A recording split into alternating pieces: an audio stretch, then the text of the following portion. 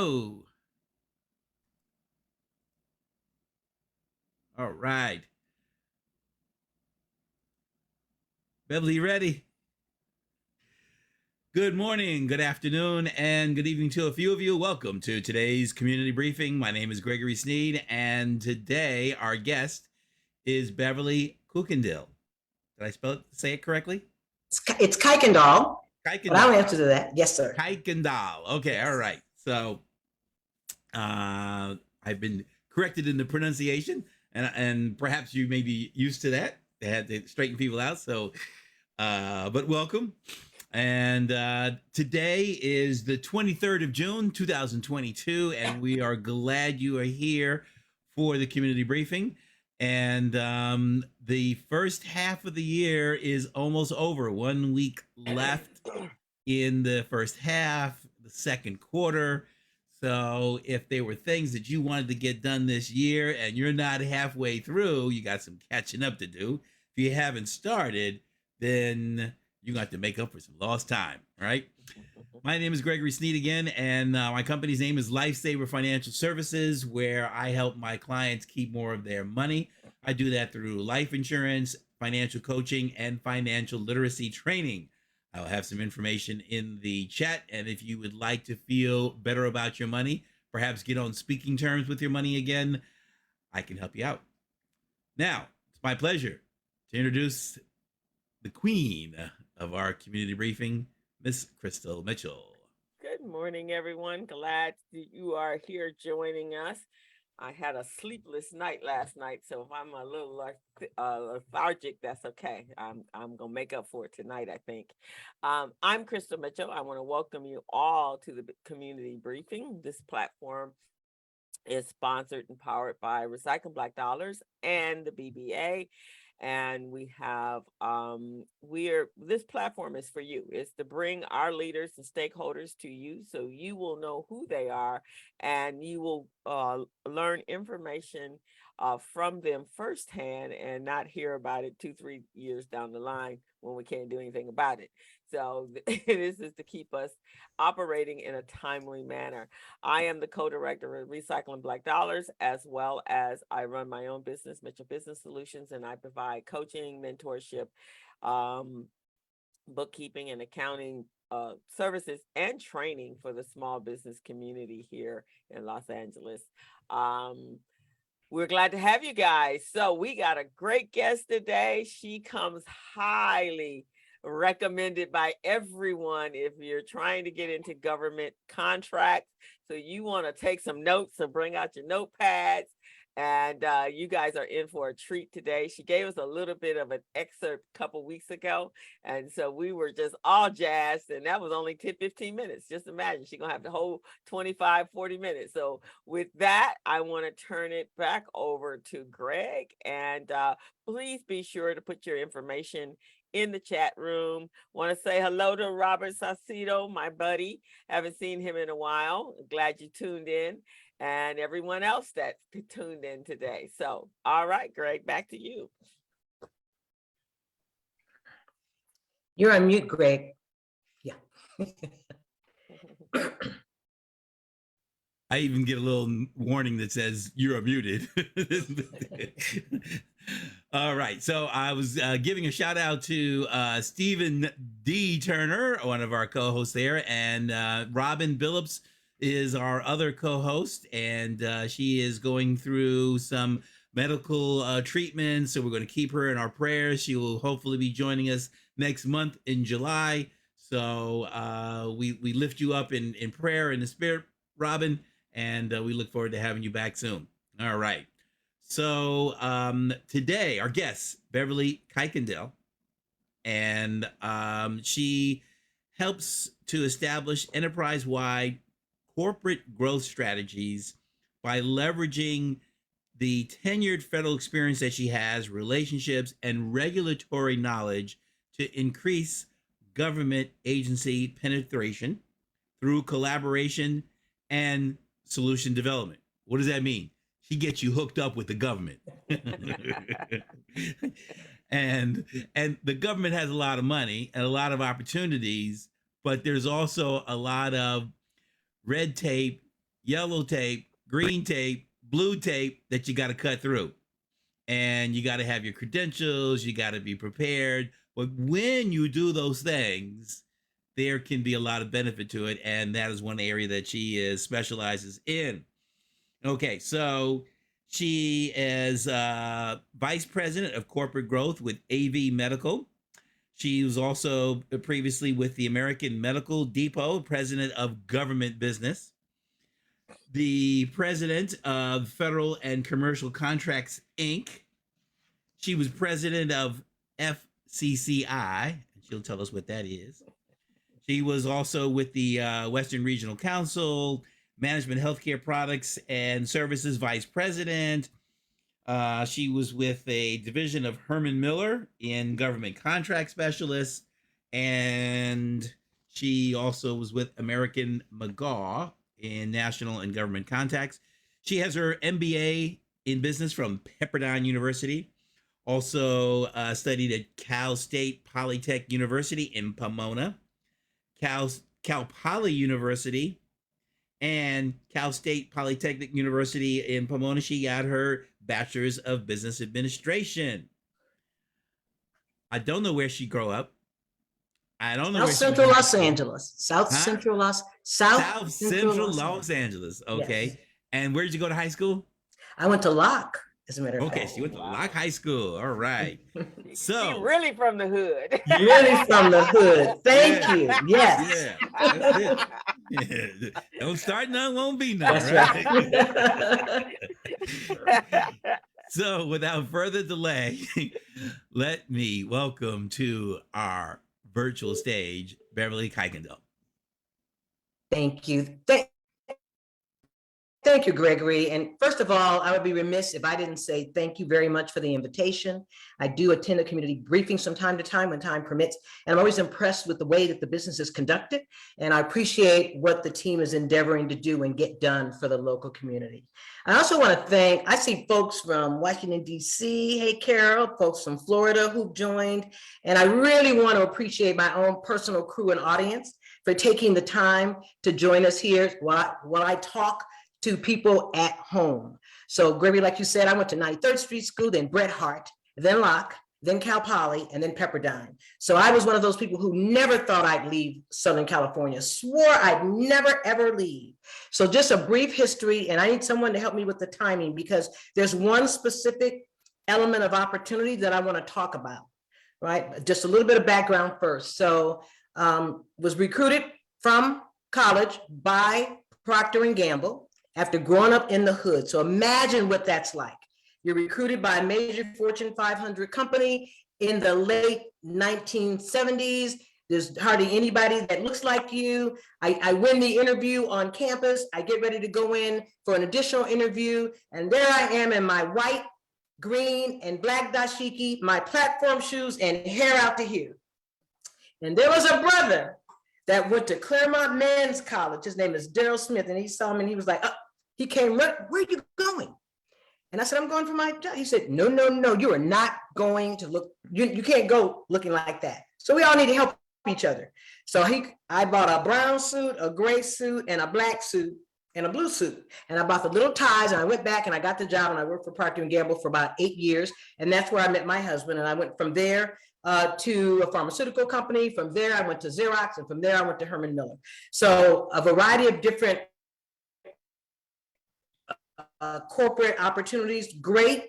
I think we all need that kind of corporate background. But then in 1987, had an opportunity to join a partnership of a company called Management Healthcare Products and Services. And that company sold medical supplies to local VA hospitals. And I was really curious about how to do institutional sales. I didn't want to sell one-on-one. I didn't want to sell B2C. I wanted to get larger contracts. And I learned how to do that when I was with American Hospital Supply, how to sell, going into a government facility, how to sell. You can make more you can make more commission if you sold outside of contract. So I knew what the contracted items were, and then I would go in and I would sell open market because there was a bigger opportunity there. Then I learned a little bit about government contracting and how it worked in a really nice tool called the 8A program, the SBA 8A program. That program, I'll tell you, because my folks here, we bought our home we had an office in Torrance. We bought our home first in Windsor Hills, and then we moved to Ladera Heights, all on government contracting and working really, really hard in our own businesses and understanding what was going on there. In 1992, the government decided they were going to reinvent themselves. And so I looked at the structure of what the government was going to be doing, and I looked at our contract or the business we were doing, and I told my husband, we're in trouble. We are not going to be able to continue because the government is changing its strategy. And I said, I don't know what to do. He said, well, they're having a hearing. Why don't you go? I go to the hearing, and it happens to be in Chicago because the VA's National Acquisition Center was located in Chicago. I go to the meeting. There's hundreds of people there. All of them look like us. And I was amazed that there were so many other government contractors across the country. And I'm just happy to be in the room. And I'm standing in the back because they're standing room only. And you know how they have those microphones way in the front? So I see the microphone and I'm thinking, I don't have to ask my question because all these other people are going through the same thing. No need for me to ask my question. And I'm waiting and I'm waiting and I'm waiting and nobody's asking my question. And I say, darn it, I'm gonna have to go up to the microphone and ask this question. And I have my notes and I've already looked at the regulation because I'm a geek. I looked at the regulation. I understood what they were trying to do. I understood how they were doing it now. And I started asking my questions about FAR Part 52, FAR Part 19. Carol, I know you know what those are. And the room grew silent. They had 8 attorneys on the stage. And all of a sudden they started flipping through their papers. And I thought, oh, sookie now, wait a minute. They had not thought of this. After that, of course, I was deluged with people. They were like, who sent you? And I was like, my husband. But there was a brother on the stage who was an attorney. And he said, psst, come here. He said, who sent you? I told him my husband did. He said, where are you from? I said, I'm from Southern California. He said, you know, Congresswoman Maxine Waters sits on the Small Business Appropriations Committee of the agency that's trying to do this. Do you know her? I didn't know her, but one of my roommates in college had a great relationship with one of her aides. And I said, I think I can get to her. I got to her. The aide told me to write up a white paper describing what the situation was. So I had to do the research. I did it, and the woman worked magic. The government stopped the entire acquisition. Everything stopped in its tracks. And for the first time, I understood the power of politics, but more so than that, the power of really understanding the customer that you want to do business with. And that was in 1992. So from there, I started a company called Federal and Commercial Contracts, Inc., where I worked with large companies because small companies didn't have any money, right? So I worked with large companies like GE, 3M. At the time, it was Baxter, American Hospital Supply, and because they wanted to develop small business programs so that they could leverage the government's prioritization of those companies. In other words, some of the business they couldn't get unless they bought through somebody that looked like one of us. So I developed those partnerships. And if you're going to do that, why take the money from the small company? Why not get the large corporation to pay for that? And so that's what I was successful in doing for a number of years. So successful that I got an offer on my company, which I sold, and I sold to a company called American Medical Depot located here in Florida. And the first thing they said is, listen, we don't want you talking to anybody else. We don't want you teaching anybody anything else. We want all of you and all the business. And they did pay me well, and I miss being in the field. But I will tell you that they paid so well and they gave me a lot of autonomy. I became president of government. And so then they started connecting me with some congressional representatives and lobbyists. And when they wanted to get a certain initiative taken care of, I would go to Washington and I would work with our congressional representatives. So it's been that company. We won a $1.3 billion contract with the Department of Veterans Affairs and many others. And then they said, we got the contract, Beverly, you go do something else. Just sit there. We got into a little trouble with the contract, and that company ended up being taken over by a VC firm. That VC firm came to me and said, you know, would you stay? And I said, I don't think so, because I don't think, if people don't understand the government business, it's a long road. So the company ended up shutting down, but before, I was the last person out. And my concern was we had a lot of minority employees, and I wanted all of them to find work. And they had all been doing government work. So I stayed there crying as I was to make sure that the people, as much as I could, I helped people get another job. Then there was another medical supply company, a service-able veteran-owned small business, called me and said, I want you to come to work for me. And I said, nope, I'm hanging up my shingle. I want to do my thing again.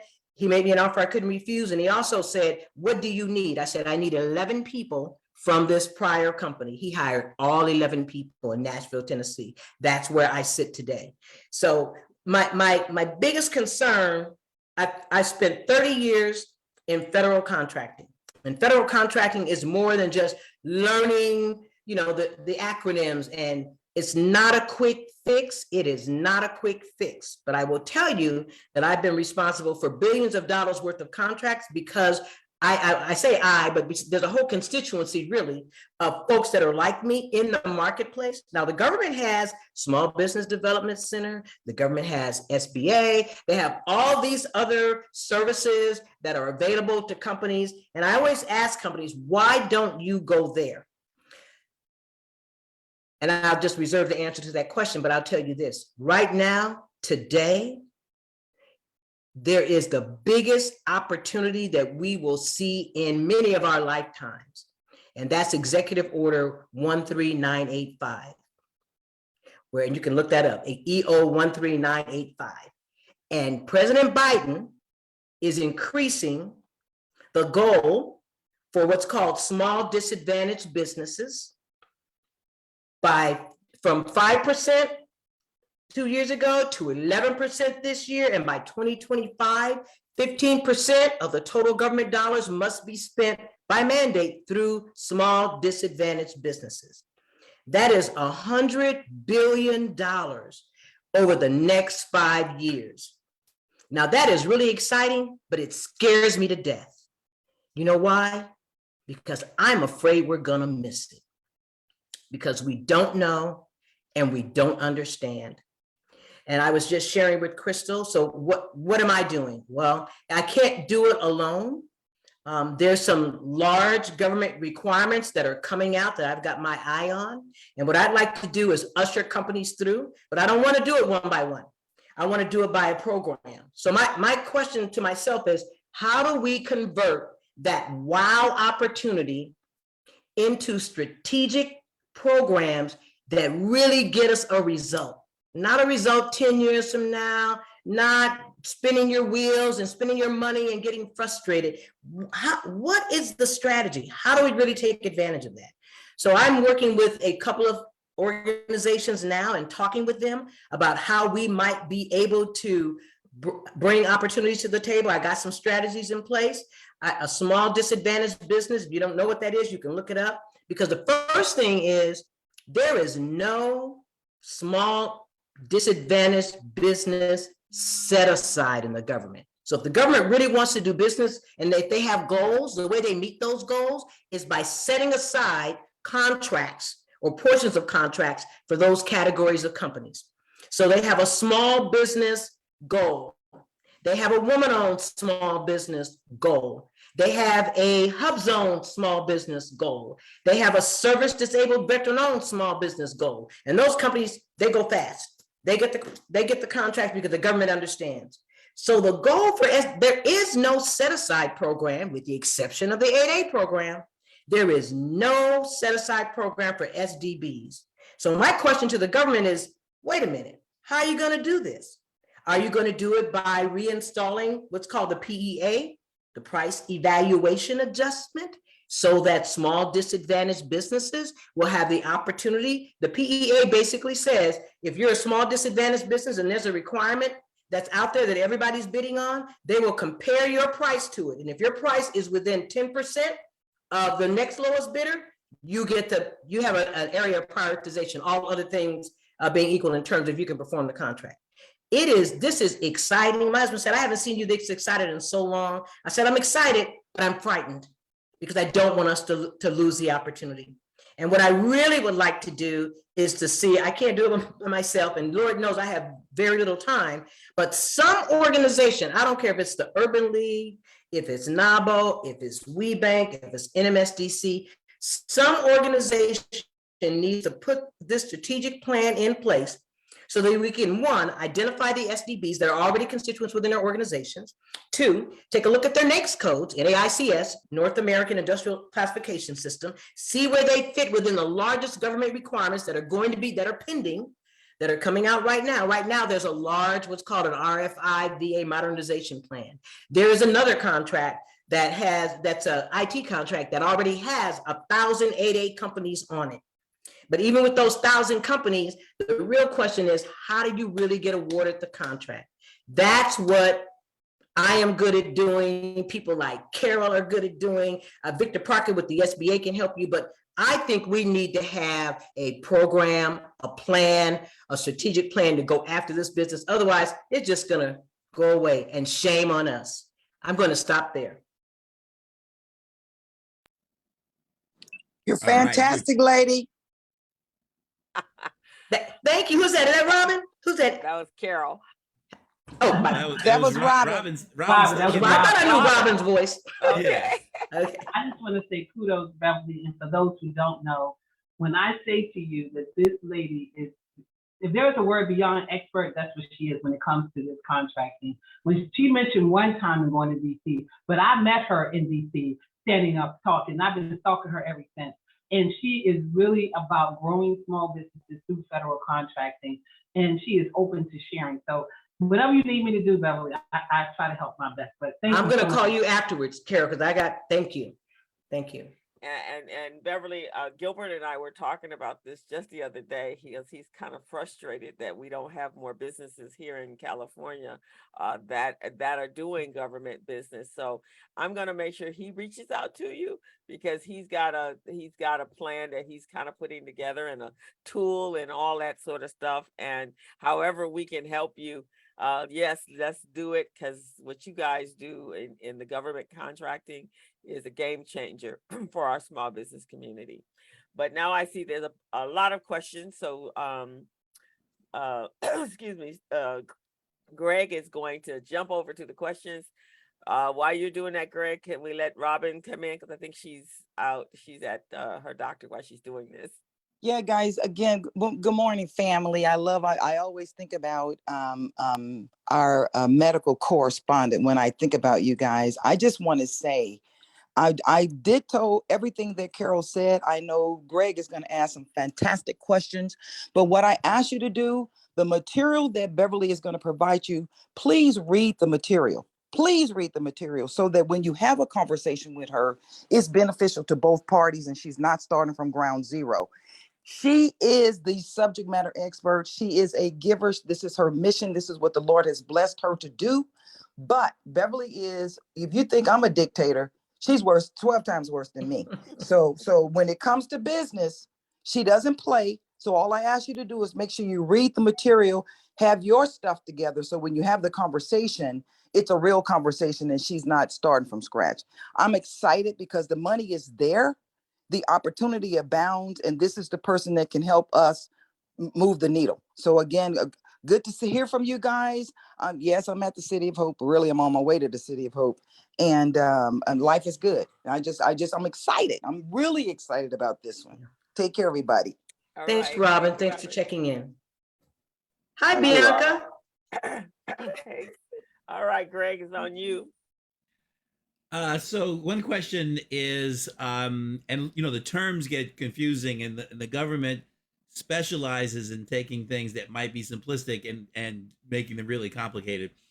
So what's the difference between set aside, restricted, what was the other term here?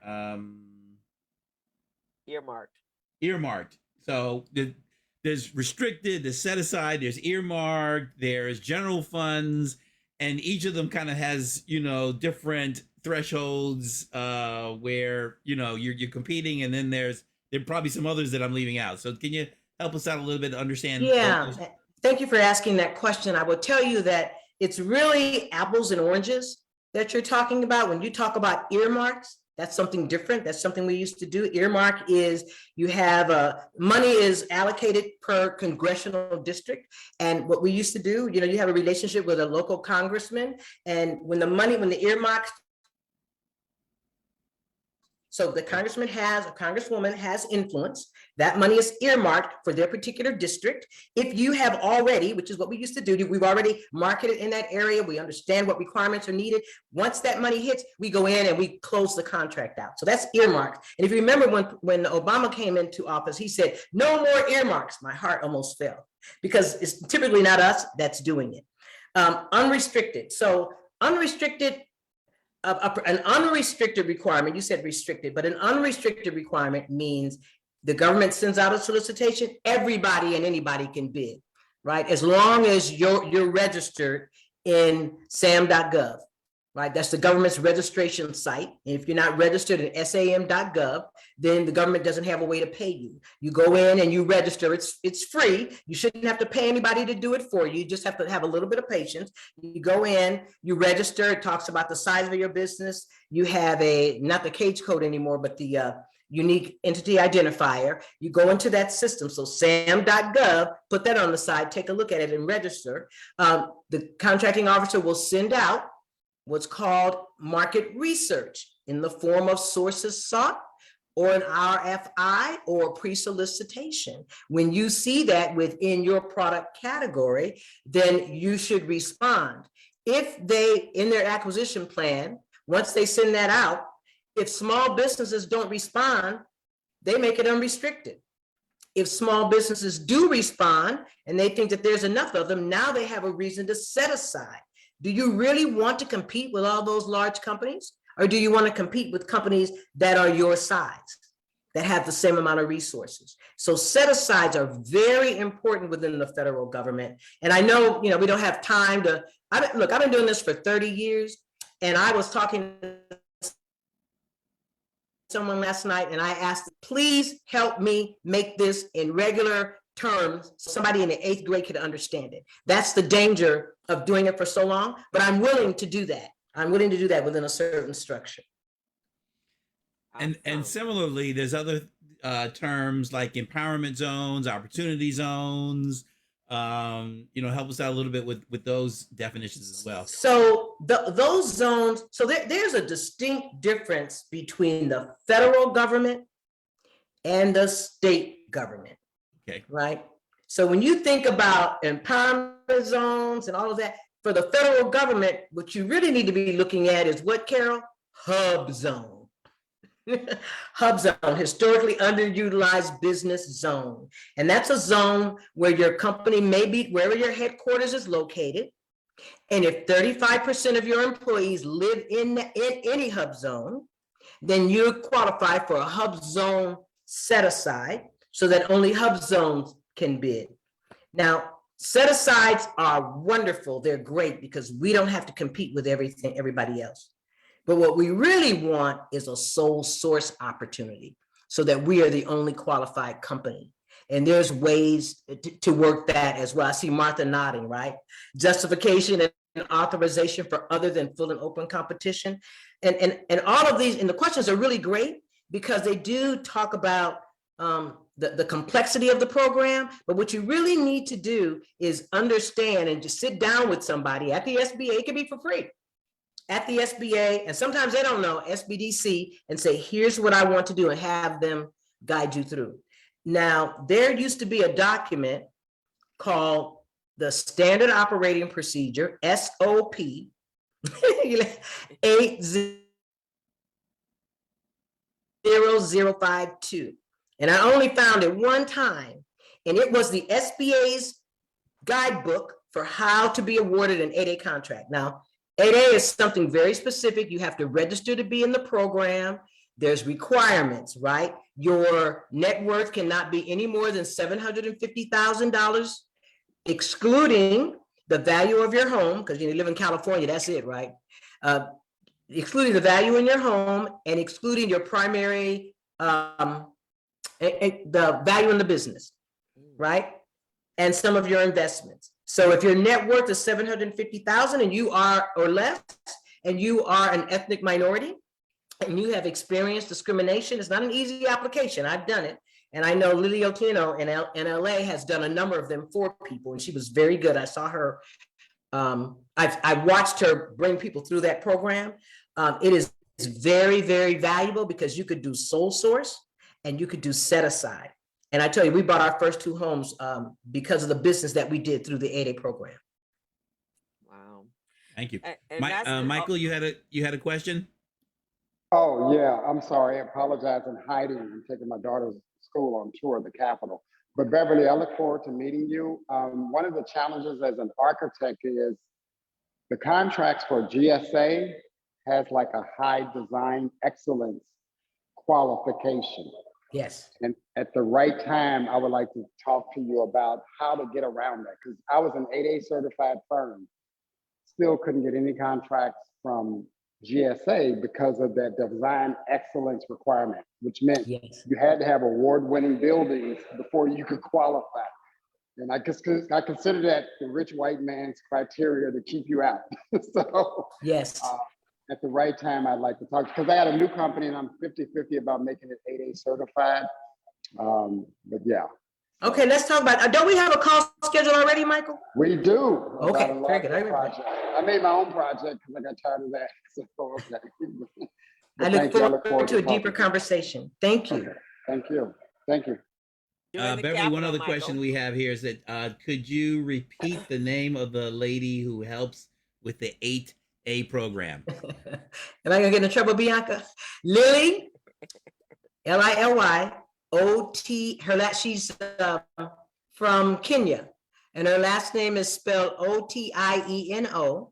And Lily is also, she's been on the program, right? So she's a person to know, because Lily is not just supplier diversity, but she is responsible for all of supply chain for Southern California Gas and San Diego Gas and Electric. She's right there in Los Angeles. She worked her way up to that position. I've known her for years. We've done business together. And she shared with me, she said, very few African-Americans have come to me and said, Lily, now that you have this position of supply chain right here in LA, what's your strategy for meeting your goals? She said, very few people have asked me that question. And so I've shared that story with a number of people. And I said, okay, Lily, now you got to call them back now. Or if you want them to do something else, I think Joe Child and a couple of other people actually report up to Lily. And so she has been very, very instrumental in helping companies. And I've even brought companies not in LA through her program that have secured contracts through the California Public Utilities Commission. Now, we got the impression, or at least I did, that in coming to you, somebody needs to be ready. And who can you give a shout out to help individuals to get ready, so then when they come to you, they are ready? Does that make sense? It absolutely does. And I tell you, so the people that I know who know this business, people like Bianca Vobecki with Vobecki Enterprises, right? People like Rhonda Jackson, who's also on the call. They know, Carol Reese, they know the program. So here's what I will say to you, and I have to admit, I am going to make sure that this program works, but I have to do it through a structure. I don't want individual companies coming to me. I just don't think that's the way to really work it, because I can only do so much. I see Emma's nodding her head. Been there, done that, right, Emma? You can't. The reason I don't have FCCI anymore is because I was the talent. I had 6 people working for me, but I was the only one who could do government contracting, and it became very painful. I couldn't grow beyond $2 or $3 million a year. So we got people like Carol Reese with Reese. What's your company? Carol Reese Resources. Yeah, type it in the chat. So there are people like that are located even closer to Washington. I'm about to embark on something that it would be premature for me to announce it right now.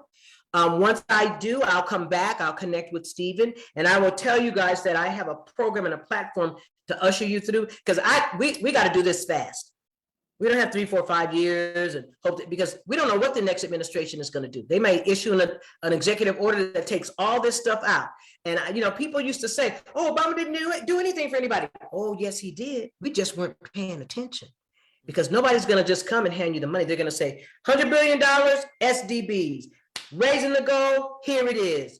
The government has these contracts, and if we're not involved, it's really not white man or anybody's keeping us out. It's just that we have not paid attention. And I would also say, Gregory, since you said it the way you did, companies need to learn how to partner.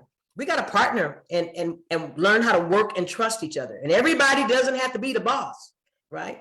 So I think we have to figure that piece out as well. But for me, the SDB piece is really, really big.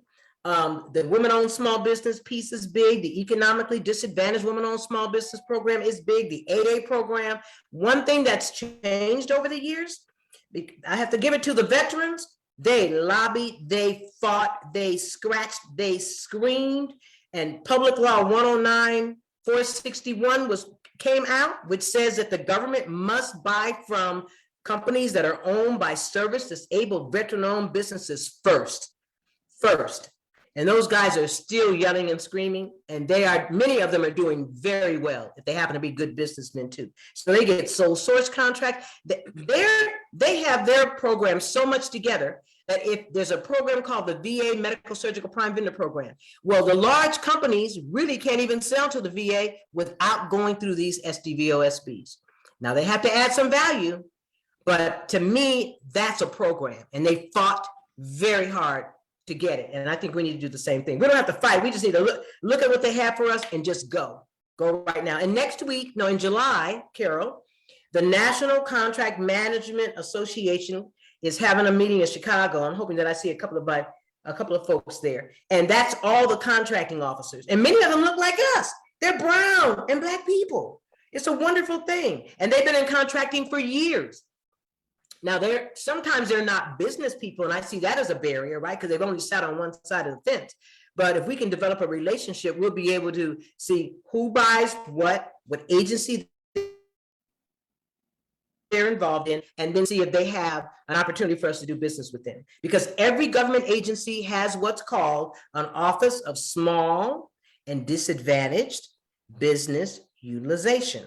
Office of Small and Disadvantaged Business Utilization, OSDBU. Every agency has that. And the job of the people in that agency is to help you understand how to do business with them. Some people are really good and some people are not really good, right? So we got to really develop relationships and make sure that people do business with us because they want to. The one thing I see in common with yourself and Robin is that you have to be far more aggressive than I see some of our business owners. One of the first things when I learned about supplier diversity and procurement opportunities was through Gilbert Buchanan, and he was speaking, and I just could not understand why it was such a small percentage of our businesses even involved in any level of the program. And when they told me that it was primarily that they didn't have the tax returns, they didn't have accounting systems, they didn't have structures, like, well, none of that's hard to fix. That's very easy to fix. So, but I see people being very passive in this space. And it appears to me that you got to be a little bit more aggressive, like you going to DC and contesting or at least confronting the status quo. Am I correct? I think, yes, you have to know what you're talking about. It's interesting. So one quick story comes to mind. There was a gentleman, David Henson, who was the director under the Department of Commerce. There's an agency called the Minority Business Development Agency, MBDA, Minority Business Development Agency. And when David was there, he was really trying to get some things done. And I needed to meet him. And I hadn't met him yet. And he was coming to Florida. And I just talked to him a little while ago. This is under the guise of being aggressive. He was coming to Florida, and I knew he was coming to Florida because he was going to be speaking to NMSTC. And I had a friend who worked at the agency where he was, and they said, "Beverly, David is coming to Florida. And if you want to meet with him, I can't get you a meeting, but he's going to be in his hotel having a press conference about 7:30 a.m. in the morning." I said, "Good, bet." He said, "If you could just be there." So I go to the hotel, and I'm there early. You can hear the cameras click, click, click, click, click, click. And I see his staff rushing him through and I go, David. So when you're screaming a black man's name at a hotel at 7:30 in the morning,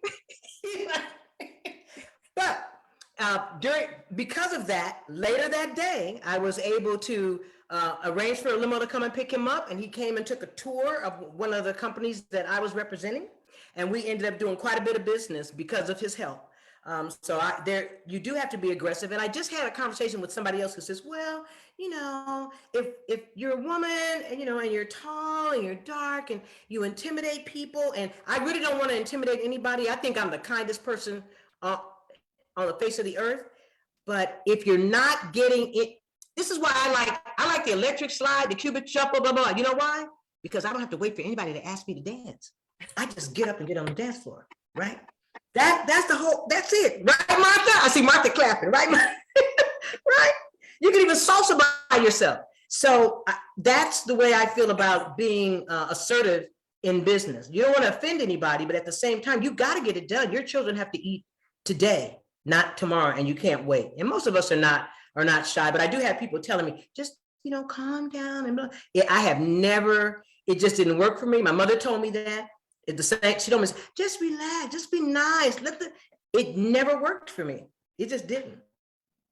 That's the hood in you, right? And I've been married for 40 years. And it just never worked. With your permission, Crystal and Beverly, I would like to suggest replacing the word aggressive with tenacious or tenacity. Yes. So just being aggressive is not going to get there. You've got to have some determination. Would you agree with that? I agree 100%. And I think you also have to know what you want from the person and what you really have to know and understand that. And here's something else that I do that helps out, just a hint, you guys probably know this. When I go to a conference, and Bianca knows this, and Rhonda knows this, and Carol knows this, I don't care if there's 10,000 people there. They knew I was there. You know why? I studied the brochure. I saw who was going to be there. I looked at the sessions. I understood them. And when they asked if there are any questions, my hand shoots up, even today. And I stand up and say, my name is Beverly Kuykendall. I represent blah, blah, blah. And here's my question. I make sure it's a relevant question, but I ask the question. After that, everybody has seen you. They've already, so it's not, they almost feel like that they know you. So it's easier for you to approach people, and sometimes they approach you. So you can't just, if you just go, or if you go with somebody, and you and your friends stay together and you eat together and you sit together, you're not going to meet anybody. What you should do is divide and conquer and then compare your notes at the end of it. But I really think you guys already know that, I think. Okay. It looks like Carol echoed the endorsement of tenacity. And I would recommend to everyone here, your homework assignment is to research the definition of tenacity and tenacious. Read it. So, because you hear the word, but read what it actually means, and then I think it'll help you out. And Beverly will keep you in prayer that you overcome that shyness of yours. Beverly, I'm in complete agreement with you. It's the Baptist church. Remember those Easter speeches we used to have to give? Can I just say one more thing? I issued to Stephen 2 documents that I wanted him to share with the participants today. One is a copy of the 13985, and the other one is another document that explains the equity and inclusion program that Biden is pushing for the federal government. So I shared those with Stephen, and my hope is that there's a way to distribute that to the folks that are on this call. Yeah, we can actually send it out. Okay. I have everyone's email address. Thank you so much for that one. I am in agreement with you, Beverly. When I go to a large event, my protocol is 2 questions and a comment and an introduction of who I am. And I make sure I craft my statement. And I even tell my kids when I'm teaching them how to be entrepreneurs, you walk into a room, you ask 2 questions, make a comment, and introduce yourself. So everyone knows when you walk in the room who you are and where you came from and what your business is. Yes. And then we all have these magnificent voices, right? Right. We all sound like we can sing. I can't sing, but we all sound like we can. So that's a really good thing. I come to LA to visit my mother about every 6 weeks, and my mother will say, we'll be at a restaurant and I will have made a reservation and we're waiting. She says, tell them who you are. I'm like, Mom, they don't care. I'm glad you feel that way, Mom. You care less. Are there any other questions? Bianca has a question. Hey, B. Hi, thank you so much for coming, Beverly. For everybody on the call, Beverly is a powerhouse. She, I've been in business for 16 years. I've been following you. I've taken your advice, and just what you said. Anytime you're in a room, ask a question. You always come to mind. Beverly's always in my mind. Get up and ask a question. And it makes a huge difference. It makes a huge difference when people in the room knows who you are. You'd be surprised how many people come up to you. Otherwise, you're in the room, you leave, and nobody knows you were even there.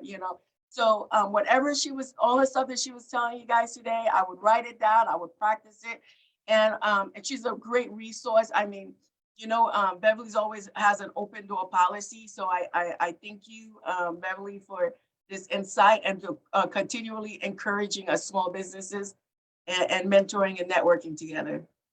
Thank you. Thank you, Bianca. Anything for you, you came to visit me in Florida and brought your family. We had a great time. I see Miss Richardson on the line too. Let's see, Carol has a question and Rhonda has a question. I just want to say thank you. I love when you speak. I just want to say thank you. But I also wanted to tell everybody if you're in construction or work with any contracts with the Department of Transportation, to pay attention to the infrastructure bill. Millions of dollars have gone out to different states to do infrastructure work, railroads, highways, bridges. Please look at that money, see where that money is, and make yourself, if you're a consultant, get DBE certified. Please pay attention, because that money is sitting there and we are not in line. Awesome. I amen that. Rhonda, or Emma, you had a question?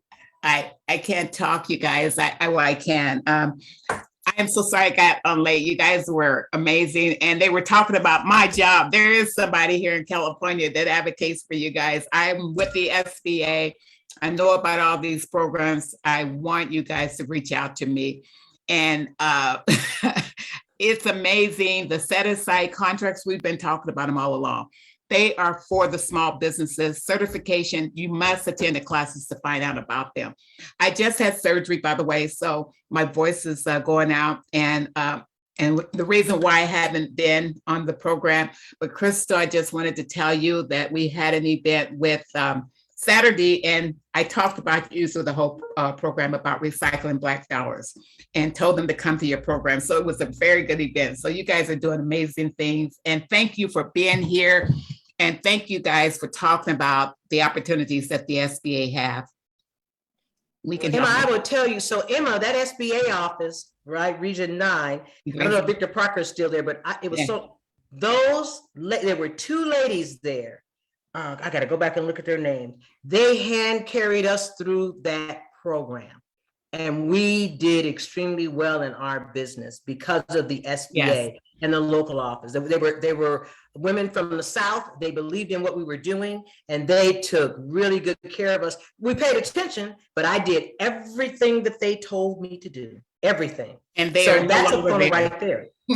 I'm sorry, Emma, say again. I said they're no longer there. I wish they were. Me too. And you are absolutely right. It's difficult getting the information out, but I see a lot of people on the call that I work with, and they have done extremely well. And thank you for being here and sharing your experience.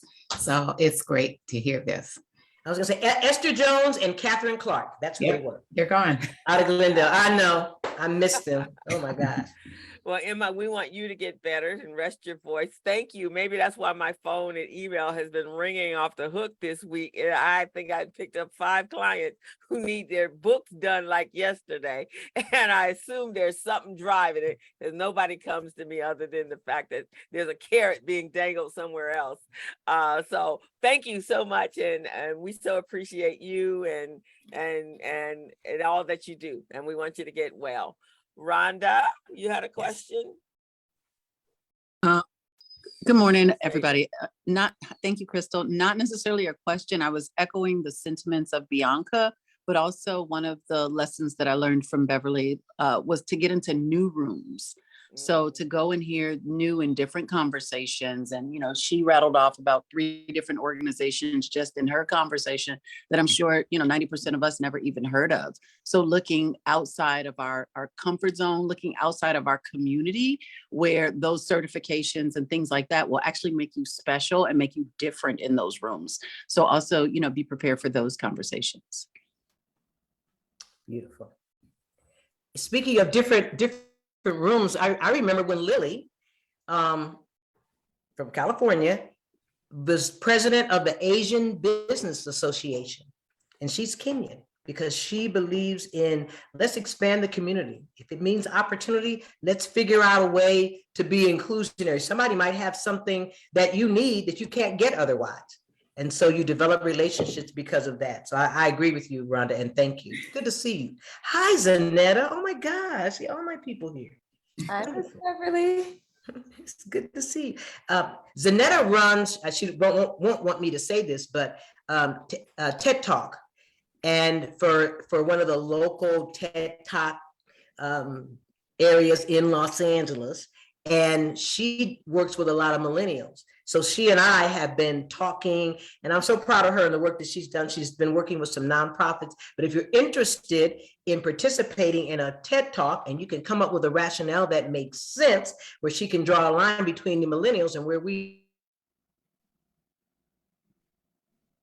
are, please get in touch with Zanetta Smith. It's a great idea. Put your contact information in the chat. Thank you. Thank you, Miss Beverly.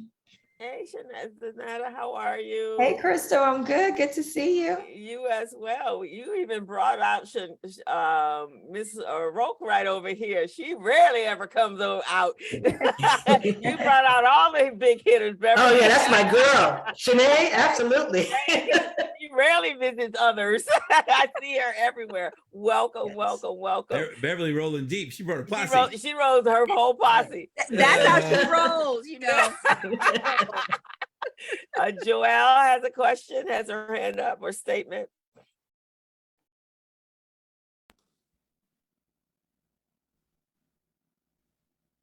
Taking yourself off mute, but we don't, Yeah, she came off mute, but I don't hear anything. The one thing that if you guys will notice with Beverly and Shanae and Renee and Kane, and Greg and all of us, you get to know everybody that knows anyone that's connected to anyone. So if you're shy, you really got to get out of that. Sharon Evans tells me I collect people, and I do. And it's purposeful, because you never know when you need people, and those people know someone and they can connect you to someone. Because that's one of the things that I've taken away from everything that Gilbert has talked about, from Robin has talked about, is who you know. Yeah. You just because you sign up and register to be a certified business owner, that don't mean anything. If you still sitting in your office and not getting out and talking and meeting with the people, you're not going to make it in that space. You have to really be tenacious about that and get to know people. And people need to know you, and you need to be memorable when you walk away from them, so that they can refer you and refer your business. You will never be at a loss with business if you get to know other people. And don't just go to them when you want something. Reach out to them just because, or see them across the room, run over, hug them, thank them for all that they do, and they will remember you. I'm not, that's just business to me. And that's what I've been doing for the last 30 years. And it has been very successful. So every one of you in this call, at some point in time, I ran across you in the last 30 years and you still part of my network. And some of you are brand new to my network, and you will never be lost ever again. Joelle, did you get your mute there? Yeah, I was about to say, did she, doesn't sound like it. Beverly, I have one more question for you. Who is who are the junior Beverlys that are coming up behind you that you're training, you're getting, so that you pass the baton, so that when you retire and I know you're in Florida, but you go down to the Caribbean or whatever like that, you retire. who's coming behind you, because that's one way that we keep the momentum going.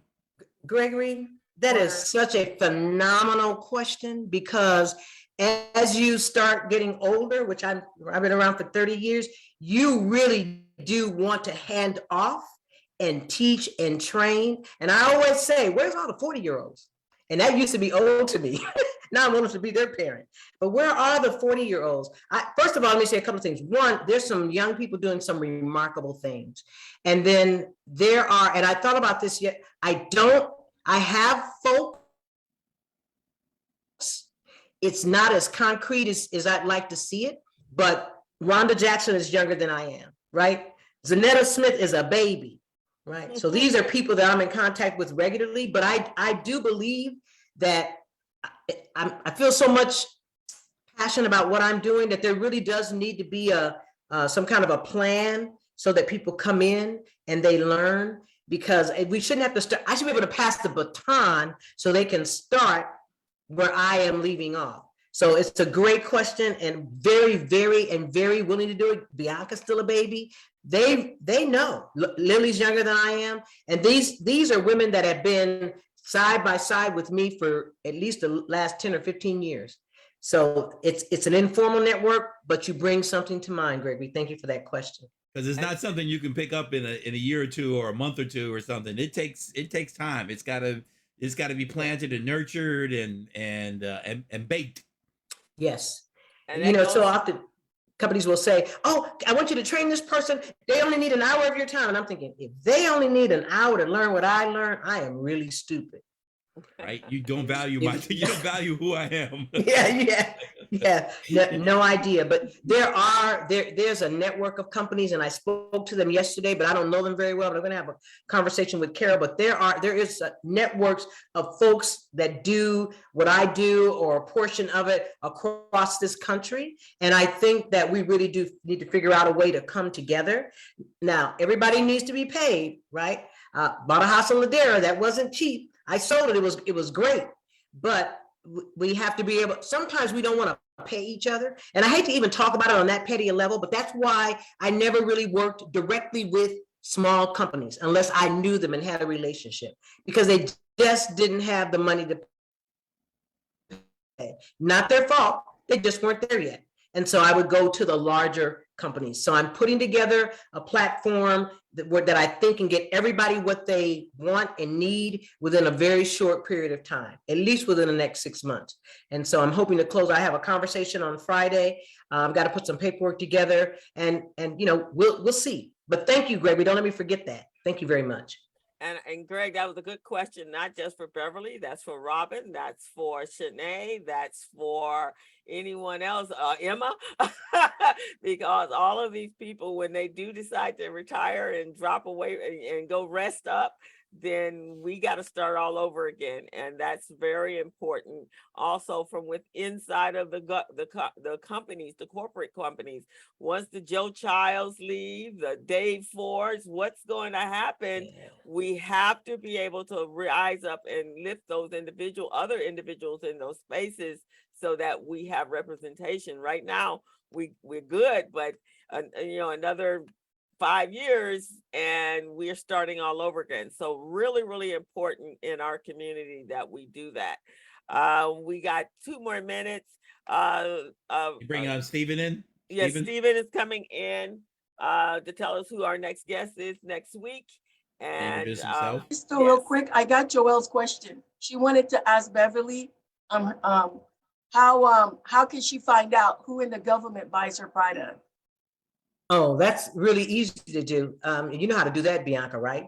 So she could put in her NAICS code, and then she could go to either FPDS, or she could go to sam.gov, go into the search engine, put in her NAICS code, and then she'll see existing, past, and present solicitations and RFIs. So she has to know what her NAICS code is, right? So that's the next. This is an industry classification that says, and that's how the government classifies all of the different industries. And they'll say, so 236220 is general construction.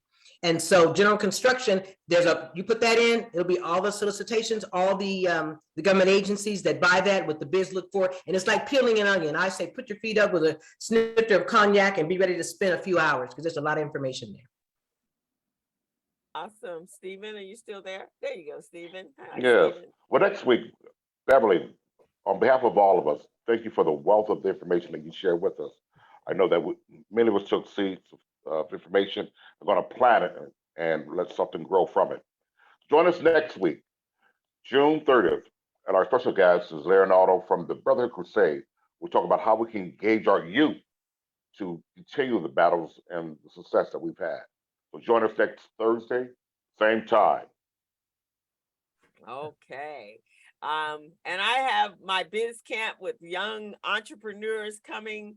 We're going to be teaching in July. So if anybody want to volunteer to be a mentor or a speaker to our kids, we would absolutely love to have you come in and talk about your business and how you do business and what they need to know about being new entrepreneurs in the world. So just reach out to me and let me know, and I'll get the link over to you. We would appreciate you so much. We have 50 kids registered so far. We're partnering up this year with Educating Young Minds. I don't know if you guys know Angelise Eccles, but she's been running that program for the last 35 years. So we're bridged the partnership with her. So we're gonna share in her tutorial program for young people, and she's gonna share in with our kids. So we're excited about our new endeavor.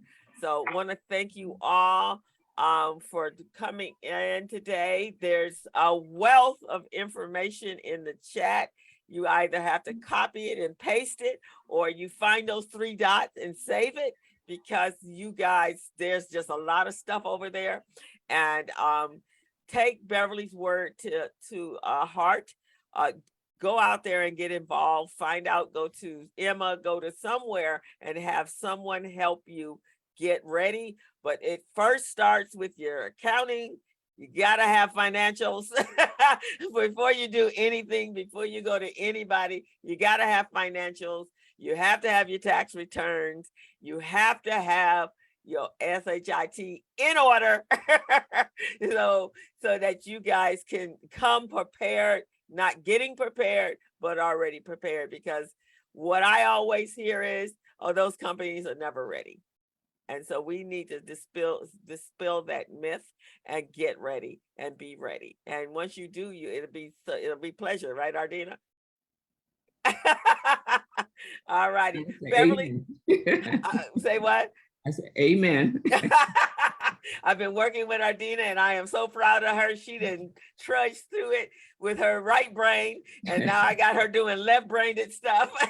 And she is knowledgeable about what's going on in her business. I am super proud of her, and Thank she you. has made some amazing accomplishments since we've been working together. So anybody else need that service, then we'll work with you. I'm kind, but I'm strong, and I'm very it's important that we get our financials together.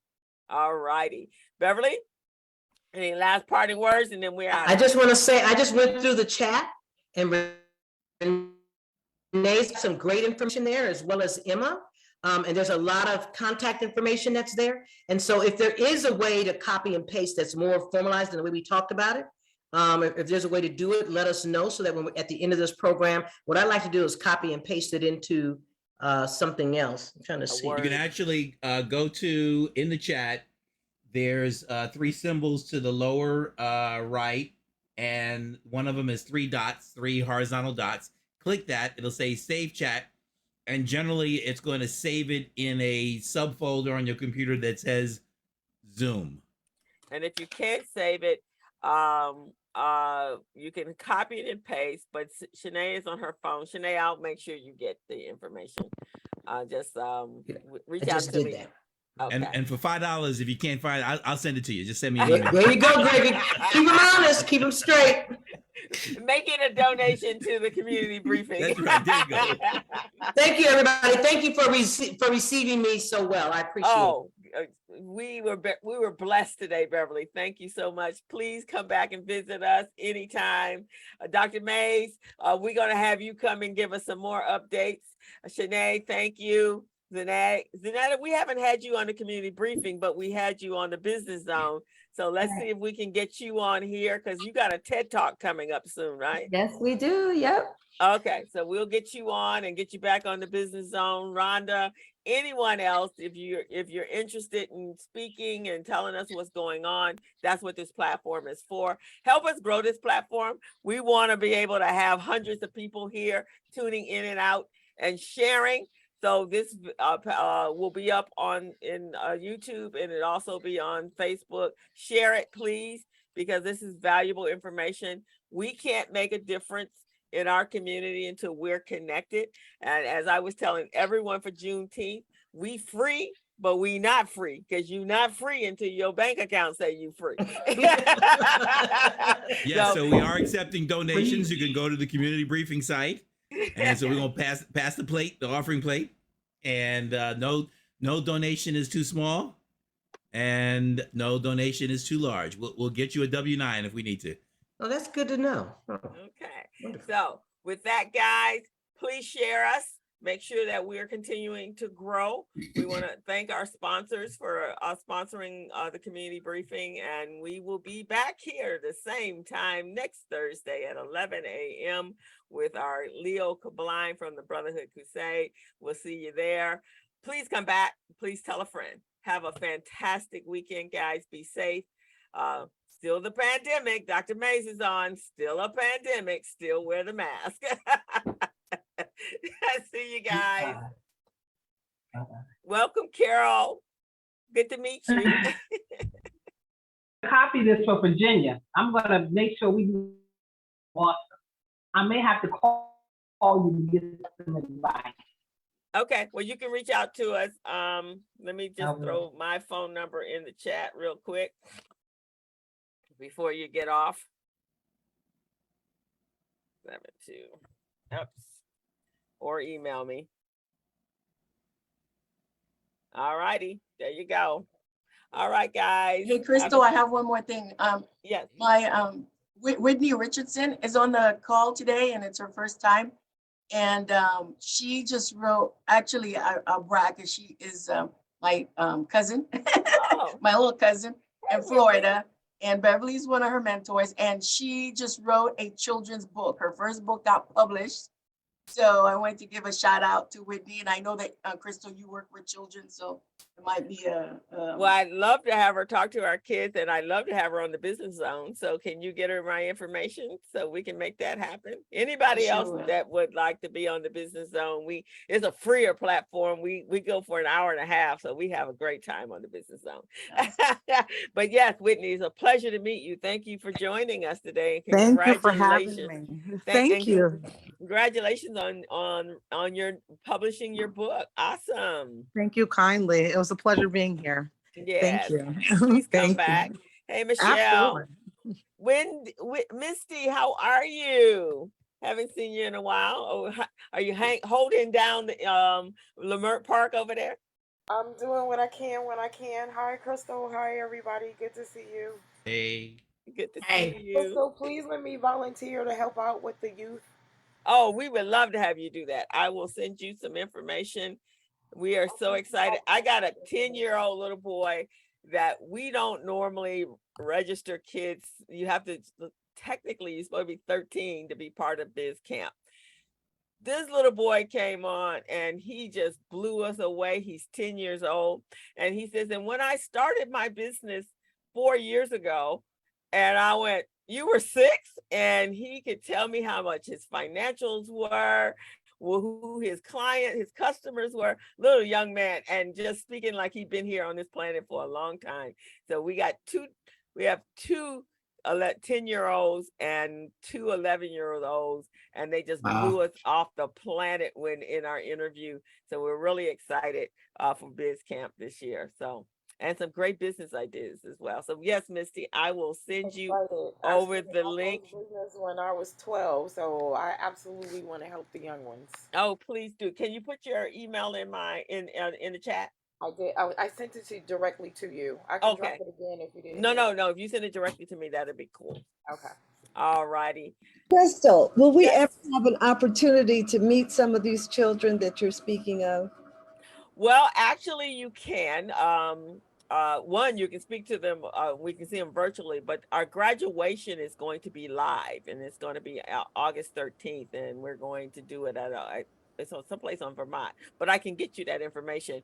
Actually, during Biz Camp, the kids will actually show up for one of the community briefings. All 50 of them. Okay. They will show up as a class field trip. So you'll get to see all 50 of them. Okay, great. Thank you. Okay. All righty, guys. So I am going to, you guys have a great day. Crystal, did Yes. you drop in the information